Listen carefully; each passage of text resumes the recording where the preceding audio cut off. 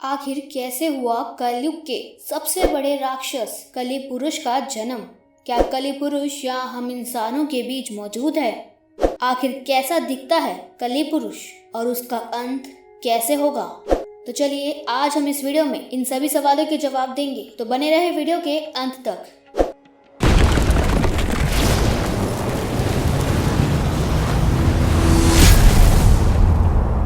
आप देख रहे हैं माइथोलॉजी मिस्ट्रीज। अगर आप हमारे चैनल पर नए हैं तो इसे अवश्य सब्सक्राइब करें। लेटेस्ट अपडेट पाने के लिए बेल आइकन पर जरूर क्लिक करें। कलि पुरुष, जिसे कलयुग का सबसे बड़ा राक्षस कहा जाता है, जिसको मारने के लिए स्वयं भगवान विष्णु 10वें अवतार के रूप में जन्म लेंगे और वो अवतार कहलाएगा कल्कि अवतार। लेकिन अब ये भी जानना जरूरी है कि कलयुग के सबसे बड़े राक्षस कलि पुरुष का जन्म कैसे हुआ। उसके जन्म के रहस्य को जानने के लिए हमें सृष्टि के रचना स्रोत के समय में जाना होगा, यानी कि सतयुग में।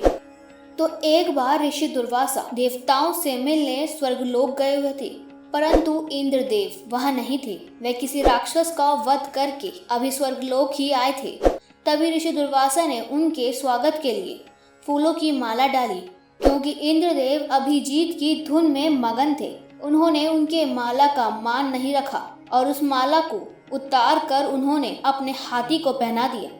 जब ऋषि दुर्वासा ने ये सब देखा तो वह अत्यंत क्रोधित हुए और उन्हें श्राप दे डाला, जिस ऐश्वर्य में तुमने मेरे उपहार का अपमान किया है, उसके बाद धन और मान की हानि होने लगेगी, देवता कमजोर होने लगेंगे। तब सभी भगवान विष्णु के पास पहुँचे। तब भगवान विष्णु ने उन्हें समुद्र मंथन के लिए कहा और बोला कि सभी देवताओं को पुनः स्थापित होने के लिए क्षीर सागर के अमृत की आवश्यकता पड़ेगी, क्योंकि देवता अभी कमजोर थे। इसलिए इंद्रदेव ने असुरों के राजा बलि से समुद्र मंथन के लिए मदद मांगी। पहले तो राजा बलि ने देवताओं को मना कर दिया। वे जानते थे कि देवता असुरों के साथ छल करेंगे, परंतु शुक्राचार्य के कहने पर राजा बलि इस शर्त को तैयार हो गए कि जो भी समुद्र मंथन से निकलेगा उसका बंटवारा होगा। तब मंत्राचल पर्वत को गरुड़ देव ने अपनी चोंच में उठाकर क्षीर सागर में रखा और सर्पराज वासुकी को उस सर्प में लपेटकर रस्से के रूप में मदद ली गई। राक्षस गण वासुकी नाक की मुख की ओर थे और देवता पूंछ की ओर, परंतु मंथन बिल्कुल नहीं हो पा रहा था, क्योंकि मंत्राचल पर्वत का आधार घूम नहीं रहा था। तब भगवान विष्णु ने कच्छा यानी कछुए का अवतार लेकर मंत्राचल पर्वत को अपनी पीठ पर रखा और इस प्रकार मंथन की शुरुआत हुई।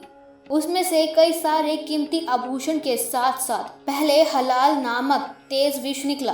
अब क्योंकि हलाल विष निकल गया था और सभी इसके वेग में मूर्छित होने लगे, परंतु शर्त अनुसार इसे आधा देवता और आधा असुरों को पीना था। परंतु दोनों में हलाल विष के इस तेज को सहने की शक्ति नहीं थी। फिर भगवान भोलेनाथ ने भगवान विष्णु के कहने पर विषपान किया। लेकिन सोचिए, जब देवों के महादेव भी इस विषपान को सहन नहीं कर पाए तो वह कितना घातक होगा।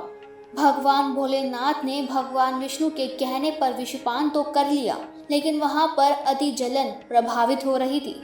तब शक्ति रूप देवी पार्वती ने उस विष को अपने हाथों से भगवान भोलेनाथ के गले में ही रोक दिया। इस विष के प्रभाव से भगवान भोलेनाथ का कंठ नीला पड़ गया। इस वजह से उनका नाम नीलकंठ भी पड़ा। और इसी क्रिया में विष की एक बूंद राक्षस कलि के मुख में भी जा गिरी और उस वजह से कलि का शरीर खत्म हो गया। आगे जब मंथन हुआ तो उसमें से कामधेनु गाय निकली, जिसे ऋषियों ने रखा। उच्चैः श्रव अश्व को राजा बलि ने ग्रहण किया। ऐरावत हाथी को देवताओं के राजा इंद्र ने ग्रहण किया। कौस्तुंभु मणि और शंख को भगवान विष्णु ने धारण किया। इसके बाद निकली संजीवनी बूटी। इसे पृथ्वी पर एक सुरक्षित स्थान पर स्थापित किया गया। ये वही संजीवनी बूटी थी जिसे रामायण काल में लक्ष्मण जी को दिया गया था, जब उन्हें मेघनाद द्वारा घायल कर दिया गया था। इसके बाद धन संपन्नता लेकर लक्ष्मी जी निकली। लक्ष्मी जी सभी देवता, ऋषि मुनि, राक्षस लक्ष्मी जी को देखकर अत्यंत चकित थे। वह सभी लक्ष्मी जी को अपने पास रखना चाहते थे, परंतु लक्ष्मी जी ने तो खुद भगवान विष्णु को ग्रहण कर लिया था। उसके बाद निकले चंद्रमा, जिन्हें भोलेनाथ ने ग्रहण किया। इसके बाद परिजात वृक्ष और कल्प वृक्ष निकला, जिसे स्वर्ग में स्थापित कर दिया गया। फिर निकली रंभा, जिसे स्वर्ग अप्सरा बनाकर स्वर्ग में रखा गया।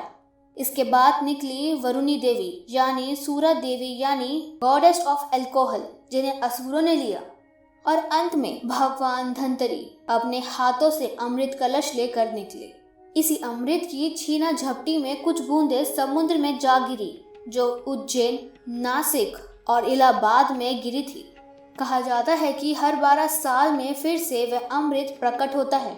उस वक्त स्नान करने से रोग दोष दूर हो जाते हैं। और इसी अमृत की कुछ बूंदें कलिपुरुष को मिल गई, जिसे वह फिर से जीवित हो उठे, परंतु वो भौतिक रूप में ना आ सके।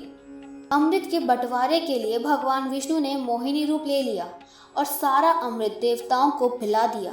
परंतु राहु केतु 2 राक्षस ऐसे थे जिन्होंने देवताओं का रूप लेकर अमृत पी लिया। भगवान विष्णु ने उनका सिर काट दिया, परंतु अमृत के पीने के चलते वह अमर हो चुके थे। इसलिए राहु और केतु पिंड यानी ग्रह के रूप में अब भी मौजूद है। लेकिन विष की बूंदों से कलिपुरुष का शरीर नष्ट हो गया था, जिससे वह मर चुका था। लेकिन फिर से अमृत की बूंदें पड़ने पर वह वापस पुनः जीवित हो गया। लेकिन उनके पास शरीर नहीं था। कलिपुरुष अभी भी भौतिक रूप में नहीं आया था, परंतु वो अपनी शक्तियों से इंसान पर काबू पा सकता है। कलयुग के अंत में वह भौतिक रूप में आ जाएगा। तब वह पाताल लोक से असुरी शक्तियों को आजाद करके इंसानों पर राज करेगा।